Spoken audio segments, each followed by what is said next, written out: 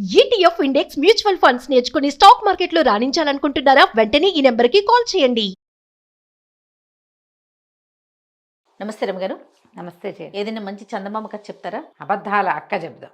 అబద్ధాల అక్క బాగుంది. నిజాల చెల్లెలు అనమాట. అదే కదా. పూర్వం అట మణిపురం రాజ్యానికి యువరాజు విజయుడు, మంత్రి కుమారుడు మహేంద్రుడు, వీళ్ళిద్దరూ మంచి ఫ్రెండ్స్ అట. అయితే వీళ్ళు ఏం చేశారు, ఒకరోజు వేటకు వచ్చారు. కుర్రాళ్ళు కాబట్టి మామూలు రాజుగారి వేటకు వస్తే ఏమంతో గుంపుతో బయలుదేరుతారు, పెద్ద సమూహం ఉంటారు కదా. ఇక ఈ మంది మార్బలాలు ఏం లేవు, వాళ్ళిద్దరే బయలుదేరారు, ఒకళ్ళకొకళ్ళు తోడు. అయితే ఈ వేట తమకంలో పడి వాళ్ళు చీకటి పడింది, తర్వాత ఏమో దారి తప్పిపోయారు, చూసుకోలేదు. ఇక తిరగ్గా నీళ్ళు ఎక్కడ ఉంటాయి, నీటి ఇవక ఎక్కడుంది, వీటి వేటగాళ్ళు వెనకాల వస్తే ఒక్కొక్కడు చూస్తాడు, అక్కడ నీళ్లున్నాయి ఇక్కడ నీళ్లున్నాయి అని చెట్టెక్కి. వీళ్ళు ఉన్నదే లింగులు ఇటుకు ఇద్దరు. దాహం వేసేస్తోంది, ఆ నీళ్ళకి ప్రయత్నం ఎట్టా చేయాలో తెలియలే.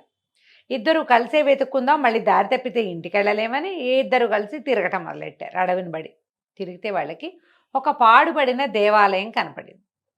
పాతగా ఉంది, ఎవ్వరు లేరు అక్కడ. దగ్గరికి వెళ్తే వీళ్ళకి లోపల మనుషులున్న సందడి వినపడుతుంది. ఎవరో మనుషులు మాట్లాడుతున్నట్టు, గజ్జలు గాజులు వాటి గలగల. తలుపు కొట్టారు. తలుపు కొడితే తలుపు తీశారు ఎవరో. తీరా చూస్తే ఓ ఇద్దరు అమ్మాయిలు ఉన్నారు అక్కడ. చక్కగా అందంగా చిలకల్లా ఉన్నారు, వయసులో ఉన్న అమ్మాయిలు. పాత మాసిపోయిన బట్టలు వేసుకుని ఉన్నారు. ఆశ్చర్యపోయారు. ఎవరు ఏమిటి అని కనుక్కుంటే వీళ్ళు చెప్పారు, నేను రాజకుమారుని విజయుడిని, ఇతను మా మంత్రి గారు అబ్బాయి మహేంద్రుడు.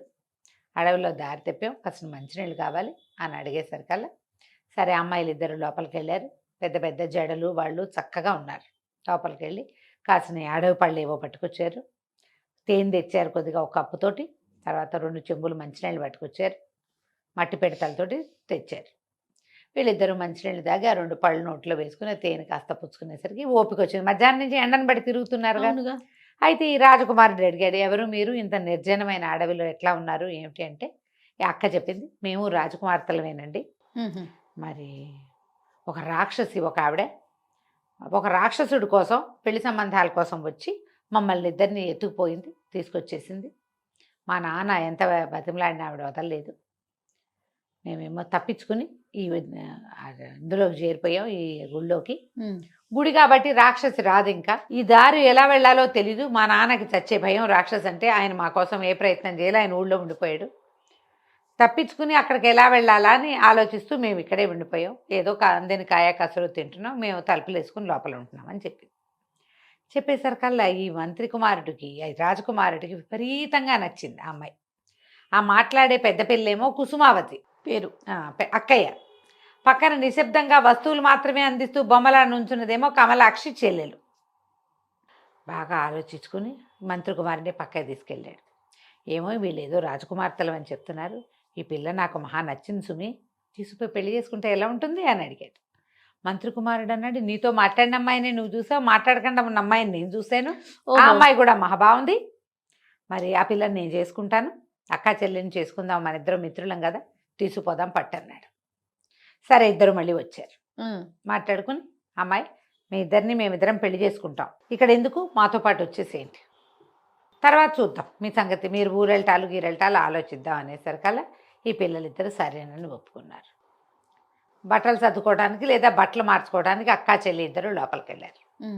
లోపలికి వెళ్ళగానే కమలాక్షిని అడిగింది అక్కయ్యని, ఏమిటి అక్క అన్ని అబద్ధాలు ఆడేవు, రేపొద్దున మాట బయటపడితే ఎంత ప్రమాదం, ఇప్పుడు వాళ్ళు రమ్మంటే వాళ్ళ వెనకాలబడి వెళ్ళిపోయామంటే అమ్మాయమైపోతుందే అన్నది. అనేసరికల్లా కమలాక్షి అంది, కుసుమావతి చెప్పింది, నేనన్నీ ఆలోచించాను, అమ్మ కూడా మనని చక్కగా సెటిల్ చేయాలనుకుంటోంది, రాజకుమారుడు మంత్రి కుమారుడు మనకెక్కడ దొరుకుతారే, వాళ్ళంతటా వాళ్ళు వెతుక్కుంటూ వచ్చారు లోపలికి, సిరిడా మోకాలు అడ్డకు, అమ్మాయమైపోతుందని ఆలోచించద్దు అసలు, అమ్మ కూడా ఇదే కావాలి, ఎక్కడో చోట మంచి చోట మన పడేయటమే కదా కావాలి, శుభ్రంగా రాజప్రాసాదంలోనూ మంత్రిగారి భవనంలోనూ ఉంటాం మనం, అమ్మాయినా ఇదే కోరుకుంటుంది, మాట్లాడకుండా బయలుదేరిన బదు.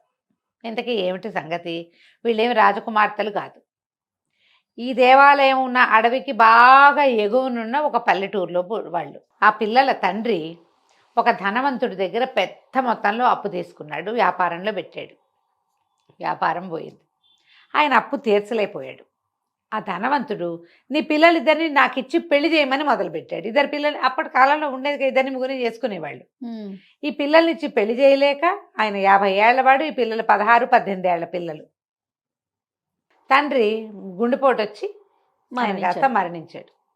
తల్లి ఆ ధనవంతుడి నుంచి తప్పించుకోవటానికి ఇల్లు వాకిలి అక్కడే వదిలిపెడితే వాళ్ళ ఇల్లు జప్తయిపోతుంది, పోతే పోయింది. పిల్లల్ని మాత్రం లేవదీసుకుని ఆవిడ ఆ అడవులన్నీ దాటుకుంటూ ఈ అడవిలోకి వచ్చింది. ఇక్కడ ఈ పాడుబడిన దేవళం ఉండి ఎవ్వరూ మనుషులు లేకపోవడంతో లోపల నుయ్యుంది. దేవళానికి గిన్నె దొన్నె పాత్ర సామాగ్రి ఉంటాయి. అవును. మరి ఈ సామాగ్రితోటి దొరికిందేదో వండుకుని పిల్లలిద్దరిని అక్కడ దాపెట్టుకుని ఉన్నది ఆవిడ. చెరుకో మూట బట్టల మూట తెచ్చుకుని అక్కడ ఉన్నారు వాళ్ళు. ఈవిడేం చేసింది, రోజు పిల్లలిద్దరిని ఇక్కడే ఉంచి ఆవిడ సమీపంలో ఉన్న ఊళ్ళకెళ్ళి ఏదైనా అడిగి తెచ్చుకుంటుంది. అక్కడి నుంచి తెచ్చుకున్న బియ్యంతో ఒక వారం 10 రోజులు కాలక్షేపం చేస్తారు. ఆ కాలం ఏంటంటే ఎవరన్నా అడిగితే ఓ గుప్పెడు బియ్యం పెట్టడమే అప్పటి పద్ధతి. కాయా కసరు అడవిలోనే ఉంటాయి. అట్లా కాలక్షేపం చేస్తున్నారు. ఈ పిల్లలిద్దరిని ఏమో కుసుమావతిని కమలాక్షిని ఇప్పుడు రాజకుమారుడు మంత్రి కుమారుడు రా రా రా అన్నారు. సరే ఇద్దరు బయలుదేరారు. ఈ చిన్న పిల్ల ఏం చేసింది, అమ్మకి తెలియకుండా అయిపోతుందని ఒక పాత ఓణి ఒకటి ఉంటే దాన్ని చింపి చిన్న చిన్న తుంపులు చేసి పెట్టుకుంది. ఇంతంత పీలికల్లాగా చేసింది. మంత్రి కుమారుడేమో గుర్రం ఎక్కింది కమలాక్షి, రాజకుమారుడి గుర్రం ఎక్కింది కుసుమావతి. ఆ గుర్రం ఎక్కి వెళ్తూ ఈ పిల్ల ఏం చేసింది, తను తెచ్చుకున్న సంచులోంచి ఒక్కొక్క గుడ్డ ముక్క లైన్గా వేసింది. ఇద్దరు భవనాలకు చేరారు. రాజుగారు మంత్రి గారు వేరే ఏదో వ్యవహారం మీద ఊళ్ళో లేరు. పెద్దమ్మాయిని రాజప్రాసాదంలోకి, చిన్నమ్మాయిని మంత్రి గారి భవనంలోకి బట్వాడా చేశారు. చీకటి పడేసరికి మర్నాడు పొద్దుటకో ఈ ముసలావిడ ఇంటికి వచ్చింది. పిల్లలిద్దరూ కనపడలే ఈ గుళ్ళో. అయితే ఏమయ్యారని అటు ఇటు చూస్తే ఈ గుడ్డ పిల్లకలు కనపడ్డాయి. ముందు భయం వేసింది, ఓణి చిరిగిపోయిందా పిల్లది, ఏదైనా ప్రమాదం ఎదురైందని. తర్వాత తెలిసింది అవి ఒక లైన్ ప్రకారం వేయబడి ఉన్నట్టుగా కనపడుతోంది. ఆ గుడ్డ పుచ్చుకుని నడిస్తే ఇంకో ముక్క కనపడింది, మళ్ళీ అది పుచ్చుకుని నడిస్తే ఇంకో ముక్క. అది నగరం వైపుకి దారి తీస్తుంది. ఓహో, పిల్లలు తాము వెళ్ళిన దారి మనకు తెలియజేశారు, చూద్దామని ఆవిడ దారి పుచ్చుకుని ఊళ్ళోకి వచ్చేసారు కల్లా రాజుగారి భవనం దాకా. రాజుగారి భవనం మంత్రి గారి భవనం పక్క పక్కన ఉన్నాయి. వాటి ఎదురుగుండా నిలబడి చూస్తోంది అటు ఇటు ఆవిడ, ఎట్లా కనుక్కోవటం అని. ఇంతలో ఏమైంది, ఈ రాజుగారి భవనంలో చేరి ఉన్న కుసుమావతి కిటికీలోంచి తల్లిని చూసింది. చూసి ఒక పని మనిషిని, ఒక సేవకురాలను పిలిచి ఆవిడని పంపించేసి ఇక్కడి నుంచి. ఆవిడ అడుగుతుంది, మాకు తన కూతుళ్ళని అదని మాట్లాడద్దు, పంపించి అవతలకి అనేసరికి ఆ అమ్మాయి వెళ్ళి, ఏమిటమ్మా ఇక్కడ నుంచున్నావు, పద ఇక్కడ నుంచోకూడదు, అట్లా వెళ్ళిపోవని కేకలేసి ఆవిడ అవతలకి వెళ్తుంటే మంత్రి గారి భవనం మీద మేడ మీదకి వచ్చిన కమలాక్షి తల్లి గురించి ఆలోచిస్తోంది. అమ్మాయి ఏమైపోతుందో, వెతుకుందో లేదో, తెలిసిందో లేదో, అర్థమైందో లేదని. కిటికీలోంచి చూసేసరికి తల్లి కనపడింది. ఆవిడ నడిచి వెళ్ళిపోతుంది. ఏంటనే ఒక పని మనిషిని పిలిచి కేకేసి ఆ వెళ్ళిపోతాను ముసలావిడిని తీసుకురా, మర్యాదగా తీసుకురా అని చెప్పింది. పని మనిషి వెళ్ళి పరిగెత్తుకుంటూ వెళ్ళింది. అమ్మ బిల్డింగ్లో మంత్రి గారికి కాబోయే పెళ్లి కూతురు మిమ్మల్ని రమ్మంటోంది, రండి అని తీసుకెళ్ళి. ఆ పెళ్లి కూతురు ఎవరో ఈవిడికి తెలియదు. పైకి వచ్చి చూసేసరికి కమలాక్షి చిన్న కూతురు కనపడంగానే తల్లి పిల్ల కావలించుకున్నారు. సరే ఆవిడ ఏమంది, ఈ అమ్మాయి ఏం చేసింది, చక్కగా ఒక పూట గడిచిందిగా, అందరు అలవాటు అయ్యారు. ఈ అమ్మాయి కాబోయే పెళ్లి కూతురు అని వాళ్ళకి తెలుసు. ఈవిడికేమో శుభ్రంగా అన్నం పెట్టించి తన గదిలోకి తెప్పించి తల్లికి, అమ్మాయి ఇంత దూరం నడిచి వచ్చావు, ఈ మంచం మీద పడుకో అని తన తలపం పక్కన చిన్న మంచం ఉంటే ఆ మంచం వేయించి ఆవిడని అక్కడ పడుకోబెట్టి. సాయంత్రానికి మంత్రి గారి కుమారుడు వచ్చాడు. గదిలోకి వచ్చాడు కానీ ఆ మంచం మీద పడుకున్న ఆవిడ పేరెత్తల అతను. ఈ అమ్మాయి చెప్దామనుకుంది. తల్లికి చెప్పింది, అక్క ఏమో ఇట్లా అంటోందమ్మా అంటే తల్లి అంది, వద్దమ్మా ఏమీ చెప్పద్దు, ఎలా జరుగుతుందో అట్లా జరగని. ఈ ఇద్దరు పిల్లలు మీ ఇద్దరిని వాళ్ళిద్దరు పెళ్లి చేసుకుంటే హాయిగా ఉండండి మీరైనా, నాదేముంది, నేను గుళ్ళోనే ఉంటా, ఏదో తెచ్చుకుని కాయకాసులు తింటాను, నేను ఉన్న నాళ్ళు ఉంటా, నాకంటే మీరు ఇంపార్టెంటు, నాకు ఏదైనా రేపొద్దున అయ్యిందనుకో మీకు దారి లేకుండా అయిపోతే అద్భుతమైన దారి దొరికింది, అక్క చెప్పిందే కరెక్ట్, అబద్ధాలు చెప్పినా కూడా అబద్ధమే చెప్పింది అయినా సరే అంటే సరే. ఆవిడేం చేసింది, పడుకుని నిద్రపోయింది. మంత్రి కుమారుడు వచ్చాడు, చూశాడు కానీ మాట్లాడలా, కామ్గా ఉండిపోయాడు. ఏమైంది, ఇప్పుడు ఇక్కడ రాజుగారు మంత్రి గారు లేరు, 4 రోజుల్లో వస్తారు. ఈ తల్లి ఇక్కడే ఉంది. ఈ చెల్లెలు అడిగింది అక్కని, అమ్మ కూడా వచ్చింది ఏం చేద్దాము అంటే, అమ్మని పంపించేసి మనం పెళ్లి చేసేసుకుందాం అని చెప్పేసింది అక్క. బాధగానే ఉంది, కానీ ఏం చేస్తాం, చెల్లెలు అంత తేలిగ్గా బాధపట్టాలి అక్క, కొంచెం లోపల బాధపడతాం, పైకి తెమకట్లేదనమాట. ఇంతలో రాజుగారు మంత్రి గారు వచ్చారు. ఇప్పుడు ఇంకో కొత్త ఇష్యూ వచ్చింది. రాజుగారు ఏమంటాడు, వీళ్ళు రాజకుమార్తెలు అని చెప్పావు కదా, ఏ రాజకుమార్తెలో చెప్పమంటారు. ఆ అమ్మాయి ముందు ఏ రాజ్యం అని వీళ్ళు అడిగితే ఏం చెప్పింది, ఆ కుసుమావతి అబద్ధాలు చెప్పిన పెద్దమ్మాయి. ఎందుకండి ఆ రాజ్యం పేరు చెప్పినా, మా నాన్న పేరు చెప్పినా మాకు పరువు తక్కువ, మీకు పరువు తక్కువ, మా నాన్న పరువు పోతుంది నేను చెప్పనంటు. అది లేదుగా. ఈ రాజుగారు వచ్చాక రాజుగారు ఏమన్నాడు, ఇక పరువు పోయేదేముంది, మనం పెళ్లి చేసుకుంటున్నాం కదా, ఎట్లాగూ అమ్మాయిని రాజు పేరు రాజ్యం పేరు చెప్పమని, పిల్లలు అక్కడ పంపిద్దాం, తర్వాత మనం తరలి వెళ్ళి పెళ్లి చేసుకుందాం. ఆడపిల్లల్ని మన ఇంటికి తెచ్చుకు పెళ్లి చేసుకుంటే మర్యాద కాదు, వాళ్ళ ఇంటికి సగౌరవంగా 100 మంది సైనికులు ఇచ్చి 4 పల్లకీలు ఇచ్చి పంపుదాం అనేసరికి మళ్ళీ వచ్చారు. మంత్రి రాజుగారు అబ్బాయి వచ్చి, మీ ఊరేమిటి, మీ నాన్నగారి పేరేమిటి, మా నాన్నగారు ఒప్పుకోవట్లేదు చెప్పాలన్నాడు. ఏమై బాగా ఆలోచించి, మా ఊరేమో మందారపురం, మా నాన్నగారి పేరు మనవాళ్ళుడు అని చెప్పేసింది. ఏదో పేరు చెప్పేసింది, మందారపురం అనేది. సరే అయ్యింది, అక్కడ ఉంది అది, ఏదో లేదు, ఊరే లేదు. తర్వాత మళ్ళీ మంత్రి గారి కుమారుడు కమలాక్షిని చూడడానికి వచ్చాడు. వస్తే చెప్పాడు, మీరు మిమ్మల్ని అక్కడికి పంపిద్దాం అనుకుంటున్నాం, మీ ఊరు మరి మీ రాజ్యం ఏ వైపు ఉందో చెప్తావా అన్నాడు. అనగానే ఆ పిల్ల గబుక్కును గలవల ఏడ్చేసింది.